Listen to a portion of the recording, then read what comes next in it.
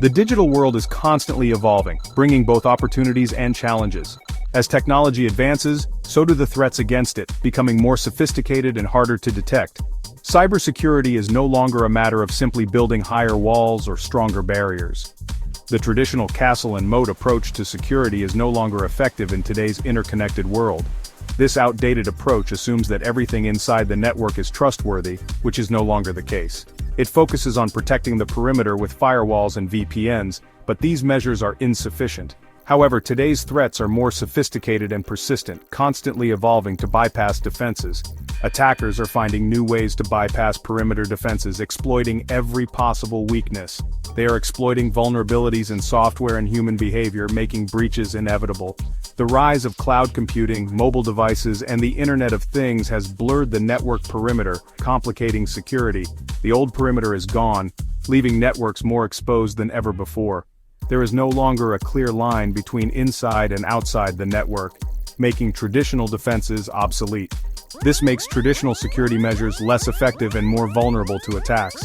Cyber attacks are becoming increasingly common and costly, affecting businesses and individuals alike. They can disrupt critical infrastructure, steal sensitive data, and damage reputations, causing widespread harm. A new approach to cybersecurity is needed to address these evolving threats and protect our digital world. That approach is Zero Trust, a model that assumes no one is trustworthy by default. Zero Trust is a security framework that assumes no user or device can be trusted by default, regardless of their location or previous interactions.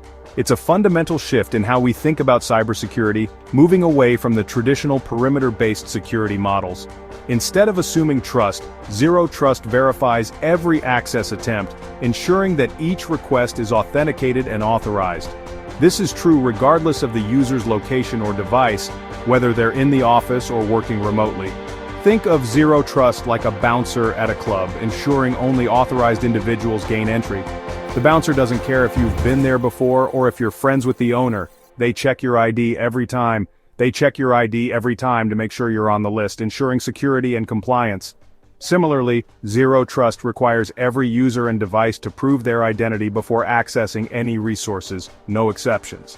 This is done through strong authentication methods like multi-factor authentication, adding an extra layer of security. Zero Trust also enforces the principle of least privilege, ensuring minimal access. This means users are only given access to the information and resources they need to do their jobs. Nothing more, nothing less. The need for Zero Trust is more critical than ever. Cyber attacks are on the rise, and traditional security measures are failing to keep pace. According to a recent report by the Ponemon Institute, the average cost of a data breach in 2023 was $4.45 million. These attacks can have devastating consequences for businesses, governments, and individuals. For example, in 2021, a ransomware attack on Colonial Pipeline disrupted fuel supplies for millions of people in the United States. These attacks highlight the vulnerabilities of traditional security models. They demonstrate the need for a new approach that assumes breach and prioritizes verification. This is where Zero Trust comes in. Zero Trust is not just a nice-to-have, it's a necessity. It's the future of cybersecurity. Zero Trust is based on three core principles: verify explicitly, use least privilege access, and assume breach. Verify explicitly. This means never trusting any user or device by default. Always verify their identity and authorization before granting access to any resources, no matter how familiar they may seem. This verification process should be continuous and dynamic, adapting to new information and threats. It should adapt to changes in user behavior, device posture, and threat landscape. Use least privilege access. Grant users the minimum level of access they need to perform their job duties, no more, no less. This principle ensures that users only have access to what is necessary for their role. This limits the potential damage an attacker can cause if they compromise an account. Assume breach. Don't assume your defenses are impenetrable. Assume that attackers are already inside your network or will eventually breach your defenses. Focus on detecting and responding to threats quickly, minimizing the time they have to cause damage. Minimize the impact of a breach by segmenting your network and limiting lateral movement. By adhering to these principles, organizations can create a more secure environment that is resilient to modern cyber threats, ensuring better protection for their data and systems. Implementing Zero Trust requires a strategic approach. Start by identifying your critical assets and data.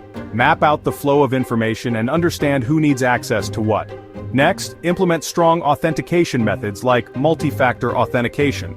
Ensure that all devices accessing your network are secure and compliant with your security policies. Use network segmentation to limit the potential impact of a breach. Monitor all network activity continuously and be prepared to respond to threats quickly. Educate your employees about the importance of Zero Trust and how they can help protect your organization. By following these strategies, you can successfully implement Zero Trust and enhance your cybersecurity posture.